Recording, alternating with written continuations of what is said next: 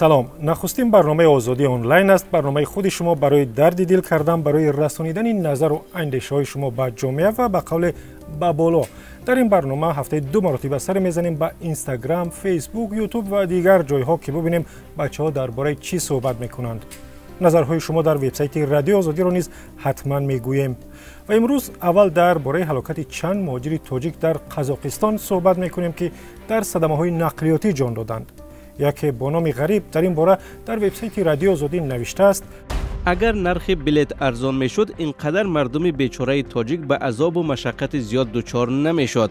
افسوس کسی غمی مردم عادی را نمیخورد. خدا نکند و در چنین فاجعه پسر مقامدار دچار شود، در حال در فکر اصلاح میشوند.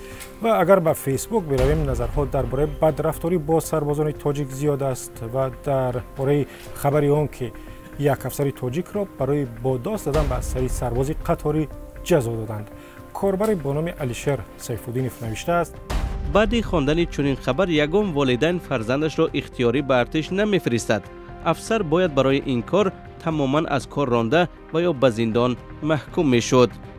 برعکس لایقشای ایوب جان گفته است که باور ندارد یگان افسر تاجیک به زیر تابعش چنین رفتار کند. با قول او بسیاری ها مثل دادرس حکم صادر میکنند و میخواهند گناهکار زندانی شود. هرچند به گفته ایوب جان شاید واقعا نه آنقدر وهم انگیز باشد.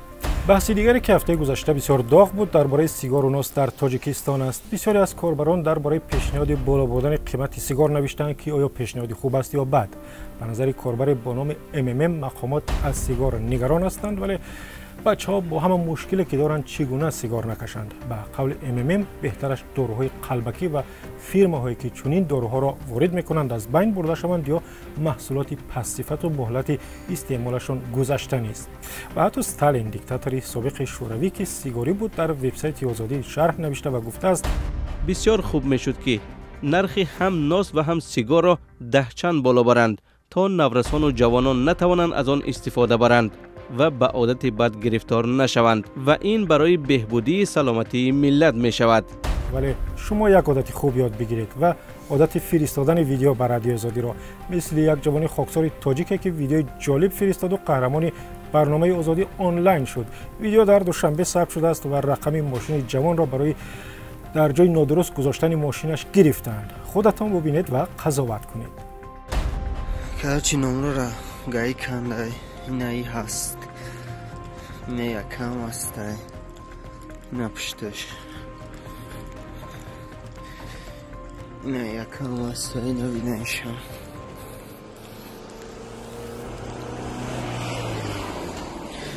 های ماشینک مرا نتونسته دیده. چی که نمیخواه؟ اگر ماشینک شما را هم دیدن نتوانستند و یا فکر میکنید بر شما بی‌عدالتی شده است، تلفن را بگیرید، عین این جوان خودتون ثبت کنید و ما بفرستید. یعنی اینجا بایستید، نظرتون را بگویید. ویدیو نظرها را با وایبر، واتساپ، تلگرام و ایما به ما میتونید بفرستید و به شماره که میبینید در وبسایت azadi.org هم برای شما جا داریم. تا دیدار در برنامه دیگر.